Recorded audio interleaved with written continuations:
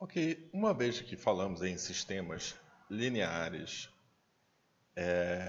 e também em sistemas invariantes no tempo, podemos agora falar de sistema linear invariante no tempo, também conhecido como SLIT.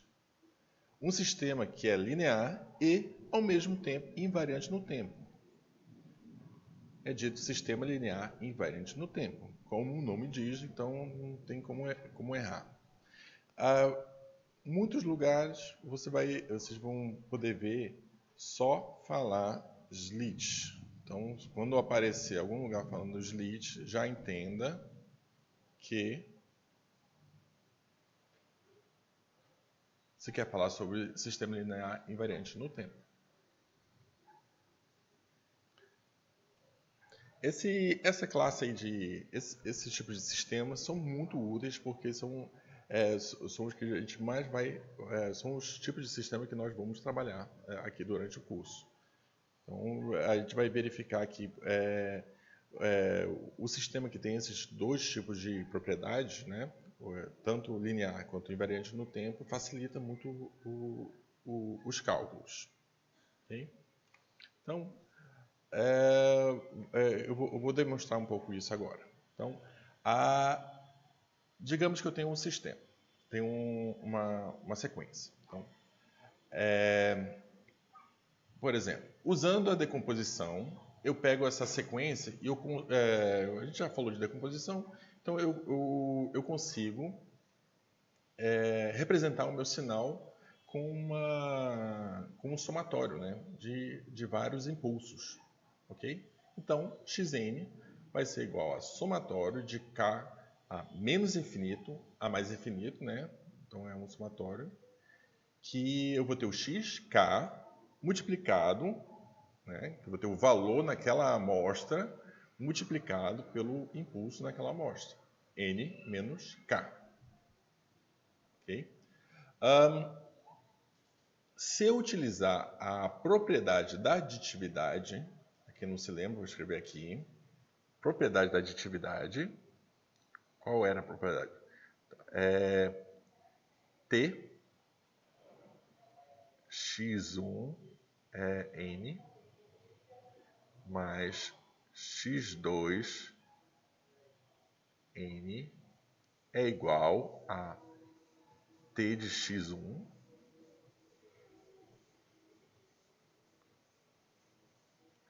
mais t de x2 n. Tá? Se eu usar essa propriedade de aditividade,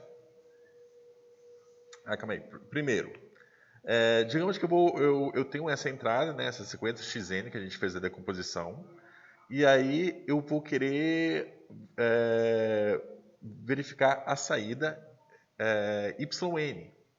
E a saída, ela é a transformação da minha entrada. Então ela representa assim, yn igual a transformação a t xn, correto? Certo? Então eu vou colocar, meu xn está aqui, vou colocá-lo aqui, certo? No meu sistema. Então, o xn vai ser substituído por todo esse somatório aqui. Ok? Aí eu me adiantei, aí eu vou falar aqui da propriedade da aditividade, né? Que eu escrevi aqui em cima. T de x1n mais x2n, ou seja, a resposta da soma é igual à resposta da soma igual à soma das respostas separadas, correto? Então, na prática é o seguinte, eu consigo dividir neste formato aqui. Quando eu estou tratando de um somatório, eu estou colocando todo o somatório no sistema, significa que cada parcela, cada somatório seria uma parcela dessa, então o que eu consigo fazer separado? Então, na prática, o que eu consigo fazer? Eu consigo passar esse t para dentro ou botar o somatório para o lado de fora. Então, eu vou ter o t de xk impulso n menos k. Certo? Então, eu consigo colocar o somatório para o lado de fora. Aí, aqui, continuando. Como xk são constantes, usamos a propriedade da homogeneidade para escrever. O que era, quem não se lembra, vou colocar aqui a propriedade da homogeneidade.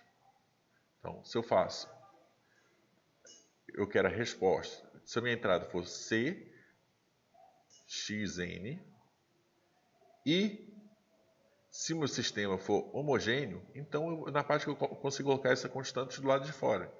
Então, C de T de X N. Ok?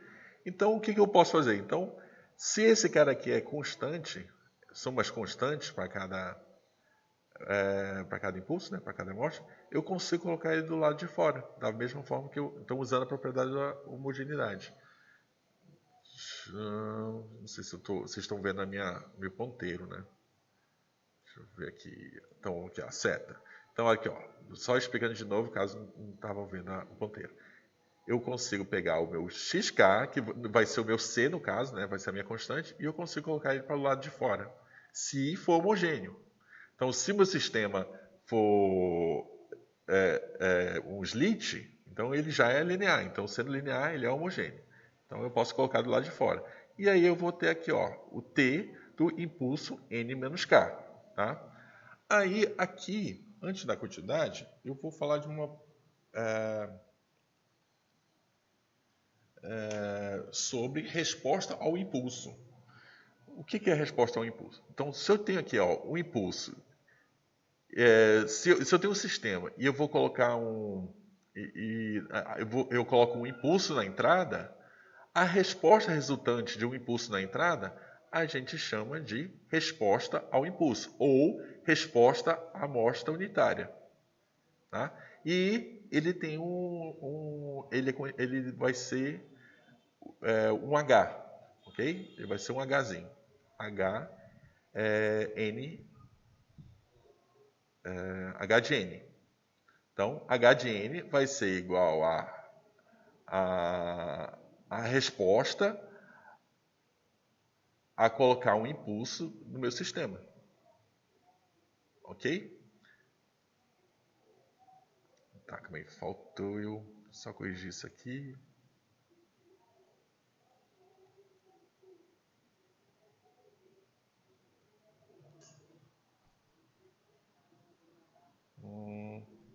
Aqui tá errado. Isso aqui.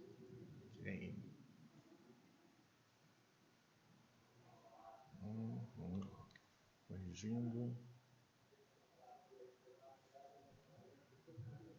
Sim. Ok. Agora tá certo. Certo? E aí, agora, digamos que esse sistema aqui, ele é invariante no tempo. Se ele for invariante no tempo,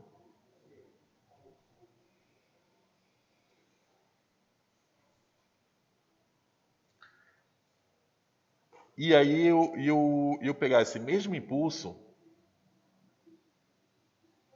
e atrasar, botar n menos em k, certo? E ele é invariante no tempo, então se a minha entrada era impulso e a saída era o Hn, resposta ao impulso, então, sendo invariante no tempo, qual vai ser o efeito do deslocamento na entrada? É o mesmo deslocamento da saída. Então, o que é esperado aqui seria um H N menos K, correto? Que é a resposta da minha de eu colocar um impulso deslocado no sistema. N menos K. Correto? Então presta atenção. Esse cara aqui é o que aparece aqui. Então eu posso substituir esse T impulso N menos K por quem? Por o H N menos K. Então seria a minha resposta ao impulso deslocado. Então vamos passar para o próximo slide. Então, vamos ver o que explica aqui. Levando em conta a propriedade da invariância no tempo, o HN for a resposta do sistema à amostra unitária, ou ao impulso, né? Resposta do sistema ao impulso. que está aqui, o impulso n. Então, sua resposta ao impulso deslocado, ou seja, ao impulso n menos k, vai ser então hn menos k. Portanto, temos, então, olha lá, isso aqui é o mesmo que estava no slide anterior, é a equação que finalizou o slide anterior. Ele está repetido aqui. Então, esse cara aqui, cadê?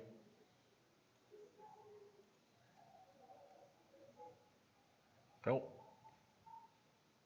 este cara aqui, né? Ele vai ser quem? O Hn menos K. Então, ele substitui aqui. Então, eu tenho aqui Yn, aí o somatório de xk, Hn menos K. Essa equação conhecida como soma de convolução e é escrita como?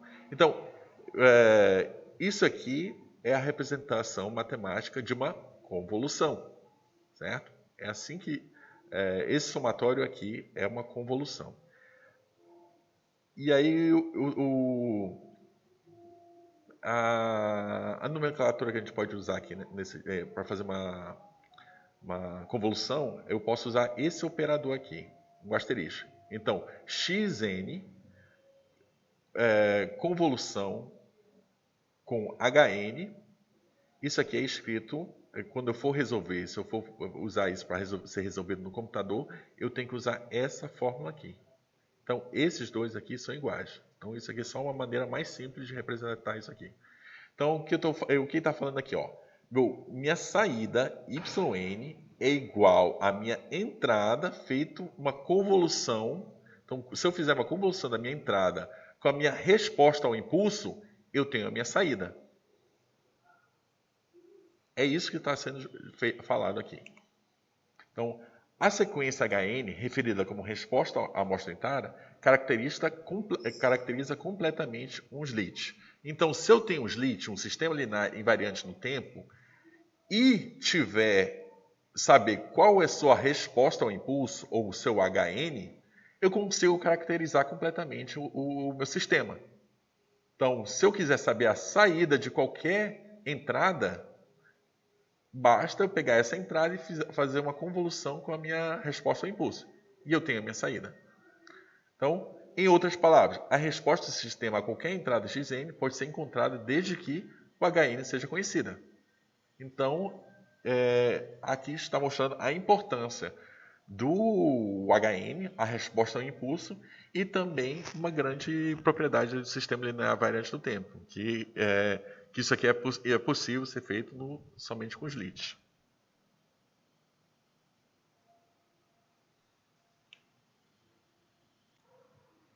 Ok, então, dando continuidade às propriedades, vamos falar agora de causalidade. Então, um sistema, para ser causal,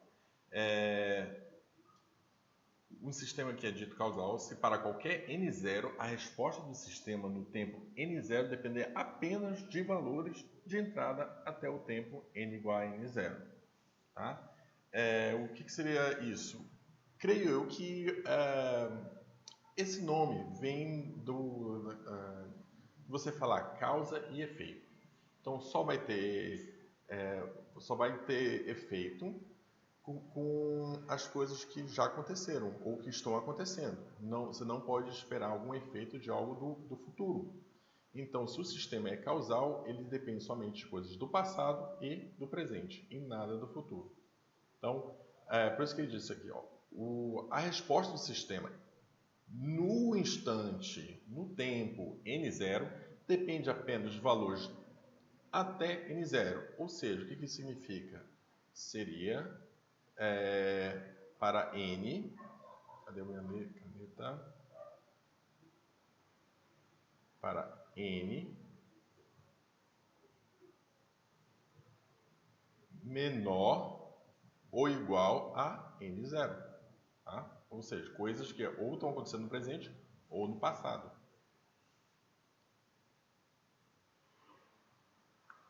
Então, vamos ver aqui um exemplo aqui.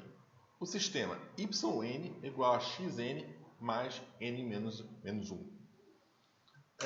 Para resolver isso aqui, a gente pode fazer algo bem parecido com o que a gente fez lá em memória. Vamos dar um valor para n. Vamos ver aqui, ó, n, sei lá, igual a 3. Então, bom valor. Então, eu vou ter minha resposta no y no instante 3. Certo? Então, eu vou precisar todo quanto é lugar que tiver n, eu vou substituir por 3. Então, vai ser x, 3, mais x. Aí aqui n vai ser 3 menos 1, vai ser 2. Então, a minha saída no instante 3 depende da minha entrada no instante 3 e no instante 2, ou seja, um momento anterior. Correto? Então, ele precisa da minha entrada no presente e a minha entrada no instante anterior. Então, esse aqui podemos dizer que é causal. Então, em n igual a n0, a resposta depende somente dos valores de entrada em n0 e n0 menos 1. Então, ele é causal. Eu fiz a mesma coisa que ele, só que em vez de ser genérico com n0, coloquei um valor porque aí dá para visualizar melhor. Outro exemplo para a causalidade. Vamos ver se é causal. E o sistema yn igual a xn mais n mais 1. Vamos fazer a mesma coisa. Vamos dar um valor. N igual a 4. Vou ter aqui y4. Vai ser, aí eu vou substituir todos os valores, as variáveis n por 4. Então, vou ter aqui, ó, x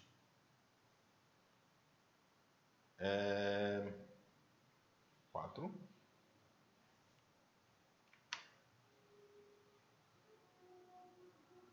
mais x, aí 4 mais 1 vai ser 5.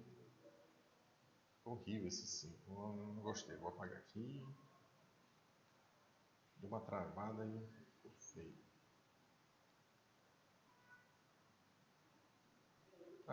Não tenha ficado muito melhor agora não. Mas olha só, para eu conseguir minha saída no instante 4, eu vou precisar da minha entrada no mesmo instante e da minha entrada no instante depois, no 5, no futuro. Então, ele não é causal. Então, em n0, n igual a n0, a resposta depende do valor de entrada em n0 mais 1, ou seja, não é causal. Então, isso aqui poderia dar mais exemplos, mas ele é bem parecido com o que a gente exercitou em memória. Então, creio que já tenha dado para entender. Estabilidade. Outra propriedade. Um sistema que é dito estável no sentido de entrada limitada, em inglês, entrada limitada, se fala muito no inglês, BIBO. Ou seja, Bounded Input, Bounded Output, que significa entrada limitada, saída limitada, ou entrada, saída limitada. Se para qualquer entrada limitada, ou seja, ele seja um valor que não vai para infinito, então qualquer entrada xn, que não vai nem para mais infinito nem para menos infinito, né? Xn, a saída for limitada, ou seja, se eu colocar uma entrada que não vá para o infinito, que seja limitado, e gerar uma saída limitada, ou seja, que não vai tender ao infinito, que não vai, a gente costuma falar, explodir, digamos que ele é estável. Estável no sentido entrada e saída limitada, ou no sentido BIBO.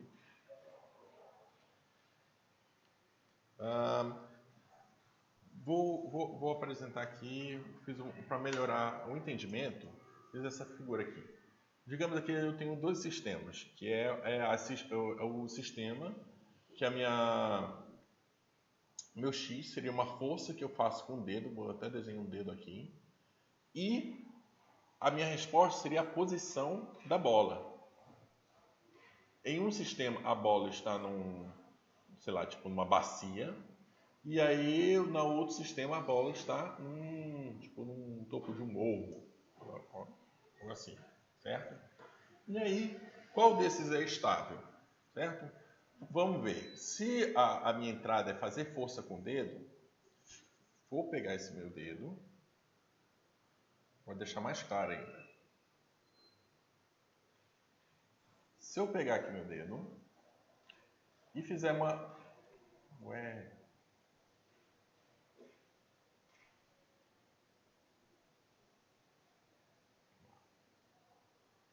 Peguei o dedo e digamos que eu faço uma força aqui. A resposta assim, da posição da bola vai ser estável. E se eu pegar esse meu dedo e fizer uma força aqui? A resposta da bola vai ser estável? Ele vai dar uma resposta limitada? Então, o que você já deve ter deduzido, né? É que se eu fizer uma força com a bola aqui, ela vai e volta. Mas se eu botar qualquer forcinha aqui nessa bola aqui, pressionar, a bola vai sair e vai embora, não volta mais. Ou seja, ele não vai dar uma resposta limitada. Ele vai ser instável. Ok?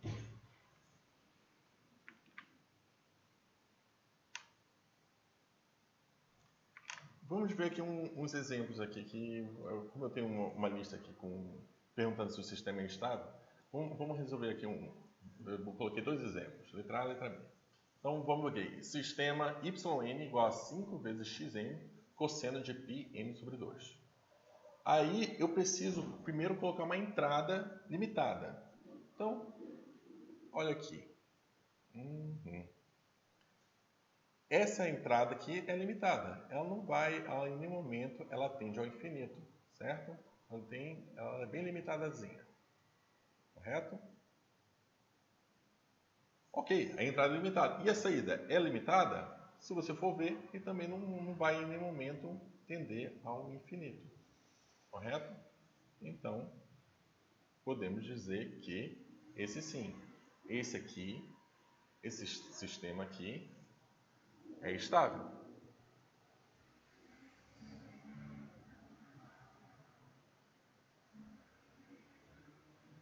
Ok, letra A é estável. Vamos agora para a letra B. Né? Digamos que vou usar a mesma entrada. A gente já sabe que essa entrada aqui, que é um degrau, a gente está usando só para testar.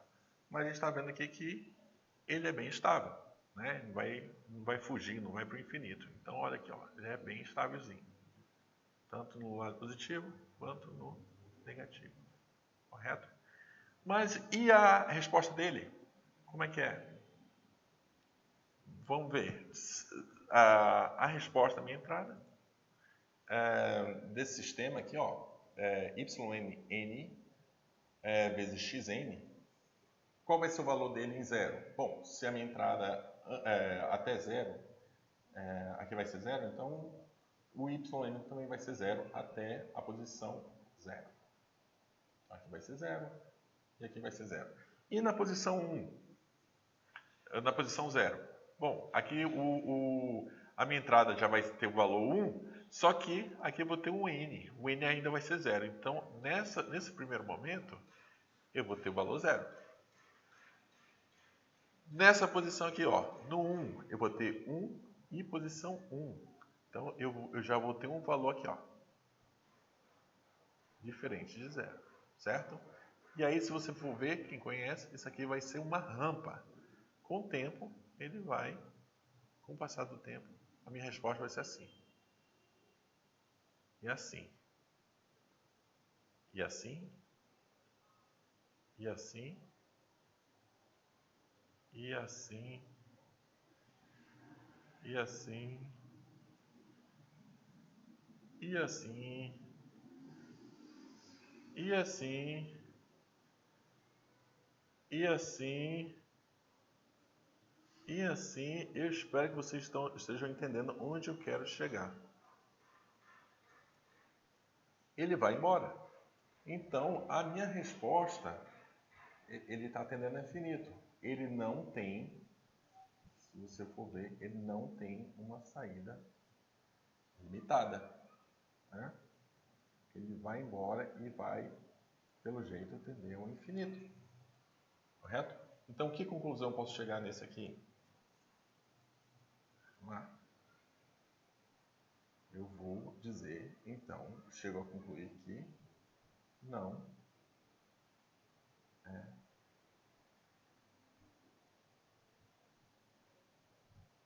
é estável. Não é estável. Então, temos esses dois exemplos. A lista dos exemplos na lista são parecidos com esse aqui. Dá para resolver da mesma forma. Tá. Agora vamos falar um pouco de slit. Tá? Existe uma forma bem simples de verificar se o sistema slit, sistema linear invariante no tempo, se ele é estável ou não. Então, no slit, a estabilidade estará garantida se a resposta à amostra unitária for absolutamente somável. Então, se eu souber, se eu tiver um slit e eu souber qual é a resposta à amostra unitária ou a resposta ao impulso, eu fizer a somatória desde menos infinito a mais infinito e ele não tender a zero, então eu posso concluir que meu sistema linear invariante no tempo ele é estável. Aí aqui a gente tem um exemplo de um slit em que sua resposta à amostra unitária é representada aqui. Deixa eu só mudar meu ponteiro. Certo? Como eu falei lá em resposta ao impulso, a resposta à amostra unitária, esse cara aqui ele consegue representar totalmente o meu sistema linear invariante no tempo. Tá? Então, para saber o que acontece com o sistema, para caracterizar ele totalmente, basta isso aqui. Então, o que eu vou fazer? Eu vou usar a forma anterior e vou fazer o somatório disso aqui. De menos infinito a infinito. Então, como ele é um degrau, ele não tem valores abaixo negativo, eu posso simplificar esse somatório aqui, para 0 a mais infinito. Substituo aqui. Então, aí o degrau pode sumir, né? Que eu sei que dentro desse intervalo de 0 a infinito, o degrau sempre vai dar valor 1. Então, não preciso nem representar ele. Tá? Porque... Opa! Aí, eu sei que existe uma simplificação, existe uma tabela aqui de somatórios. Nesse caso, se o A for menor do que 1, ele pode ser substituído por essa fórmula aqui, certo? Se o A for maior do que 1, esse cara aqui vai explodir. Então, a condição para que esse Hn, que representa o meu sistema, para que esse sistema linear invariante no tempo, para que ele seja estável, esse A ele tem que ser menor do que 1. Senão, ele não será mais estável. Então, menor do que 1, ele é estável. Maior do que 1, ele é instável. Aí, aqui, o sistema descrito pela equação yn igual a nxn é estável? Na verdade, eu já me adiantei, né? Eu já fiz esse exemplo. Então, o sistema descrito pela equação y é estável. É estável. Então, a entrada limitada, aqui, xn un, né? Foi isso que eu fiz aqui? Aqui. E aí a saída não limitada, ou seja, eu demonstrei, aqui não dá para enxergar direito, mas ele vai tender ao infinito, ele vai embora, então ele não é estável. Invertibilidade. Então, um sistema que é dito invertível se a entrada do sistema pudesse ser determinada de forma única a partir da saída. Então, seria o seguinte, dá para eu inverter o sistema? Então, para o sistema ser invertível, é necessário que as entradas distintas produzam saídas distintas. Ou seja, se eu tiver uma entrada diferente, x1 e x2 forem entradas diferentes, eles têm que dar respostas diferentes. Se a resposta de x1 e x2, qualquer um, x1 x2, for iguais, na hora que eu tiver a saída uma das saídas e eu falar, eu quero descobrir qual foi a entrada que foi dada. Não vai ter como eu saber porque tanto o x1 quanto o x2 eles produzem a mesma resposta. Como é que eu vou chegar na entrada se mais de uma entrada dá o mesmo resultado? Tá? Então, essa aqui é a condição básica para que seja invertido. Aí, então, aqui a gente tem uns exemplos. Aqui. O sistema é definido por yn igual a xn vezes gn. É invertível se... Aí aqui tem a condição para que, nesse caso aqui, seja invertido. Que gn seja igual a zero. Para todo n, assim xn pode ser recuperado. Então, sendo diferente de zero, eu posso passar para o outro lado e aí, a partir da minha resposta, aqui, ó, eu passo dividindo. Aí eu vou ter aqui, ó, minha entrada é igual a minha saída dividido por Gn. Se esse cara aqui fosse zero, vou escrever aqui, deixa eu ver onde eu escrevo. Então, digamos, se Gn fosse igual a zero, e aí como é que eu iria... todo yn, para começar, todo yn seria, cadê? Xn vezes zero, certo? Isso aqui sempre lhe daria igual a zero, certo? Então toda minha saída daria igual a zero. Então, se toda minha saída dá zero, como é que eu vou depois descobrir? Eu quero saber qual foi a entrada que fez a minha saída dar zero. Se várias entradas dão zero. Então fica difícil de ver. Ou seja, esse cara aqui seria zero. Se esse cara aqui fosse zero, eu não poderia dividir. Yn dividido por zero não seria possível. Então é só uma particularidade desse caso. A gente não entra muito nisso aqui, mas é só mais um exemplo. Então, aí a gente encerra aqui o assunto, essa parte sistemas de tempo discreto. A próxima aula vamos falar de convolução. Obrigado.